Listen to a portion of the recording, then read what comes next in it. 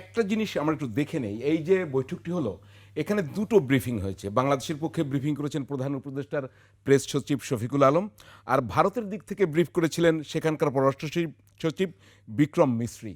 দুইজনের ব্রিফিংয়ে পার্থক্য রয়েছে এবং পরে শফিকুল আলমের ব্রিফিং নিয়ে সেখানকার দ্য টাইমস অফ ইন্ডিয়ার তারা কিন্তু ব্যাপক সমালোচনা করছে। আরও পত্রিকায় সেখানে বলছে account of press secretary to Bangladesh chief adviser on PM Modi Yunus meeting is mischievous, politically motivated and sources বলছে। আমরা কি একটু যদি শর্টগুলো একটু দেখিয়ে আমরা ঋদ্ধিশের কাছে যাব যে আসলে ব্রিফিংটা কিন্তু দুই ধরনের আমরা দেখি।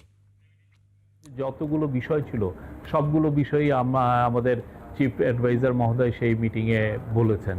যেমন শেখ হাসিনার প্রত্যর্পণ বিষয়ে কথা হয়েছে, শেখ হাসিনা যে ওইখানে বসে অনেক ধরনের ইনসেন্ডিয়ারি কমেন্ট করছেন সেগুলো বিষয়ে কথা হচ্ছে, তারগুলো নিয়েই কথাবার্তা হয়েছে। আমি বলবো যে মিটিংটা খুবই কনস্ট্রাকটিভ, প্রোডাক্টিভ এবং ফ্রুটফুল হয়েছে। Prime Minister also underlined India's concerns related to the safety and security of minorities in Bangladesh, including Hindus.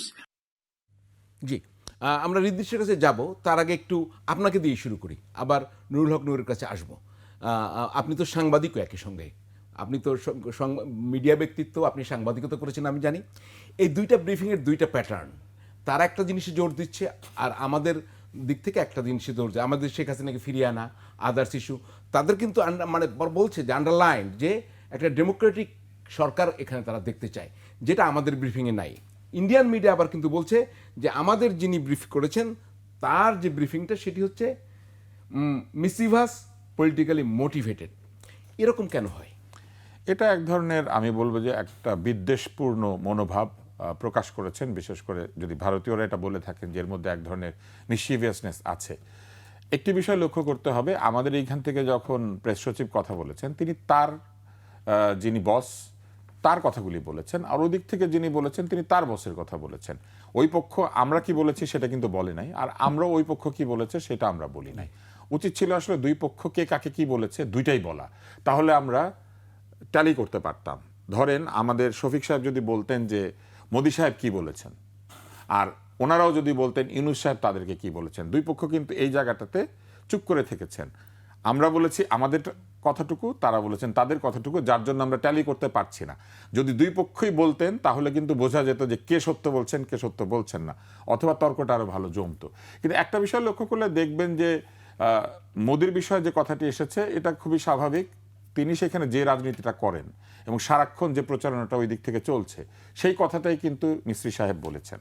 আর আমাদের এইখান থেকেও কিন্তু যে দাবিটা বারবার বৈষম্য বিরোধী ছাত্ররা বলছেন, অথবা যারা আন্দোলন করেছেন, যারা বিপ্লব করেছেন তারা বলছেন, সেই দাবিটা আমাদের প্রেস সচিব বলেছেন। ফলে দুই দাবির মধ্যে আমি কোনো অসুবিধা দেখি না। তবে একটা বিষয় নিয়ে আমার কথা আছে যে ইনসেন্ডিয়ারি যে বক্তব্যগুলি এগুলি এইভাবে প্রচারিত হয় কেন? এত প্রচার করে দেওয়ারই বা দরকার কি আছে? যদি ইনসেন্ডিয়ারি হয়, ধরেন কেউ আগুন হাতে নিয়ে ঘুরছে, এই লাগাই দিব, তো এটা কি বলার দরকার আছে যে উনি এইগুলা বলতেছে এই আগুনটা নিভাই দিলেই হয়? এই ধরনের বক্তব্য কিভাবে গণমাধ্যমে আসে? আমার প্রথম কথা হচ্ছে যে এত কিছু বন্ধ করা যায়, গণমাধ্যম জুড়ে এই যে কিছুদিন পর পর ফোন কল বের হয়, এটা বের হয় সেটা বের হয়, এটা কিন্তু আগে সরকারও করতো। আপনার কি মনে আছে প্রধানমন্ত্রী এবং বিরোধী দলীয় নেত্রী সেই সময় তারা ফোনে কথা বলেছিলেন, 1 ঘন্টার মধ্যে সেটা একটা টিভি চ্যানেলে চলে গেল এবং তারা শুনিয়ে দিল। এখনো তো হচ্ছে, এখনো হচ্ছে। সেই প্র্যাকটিস থেকে আমরা বের হই না কেন?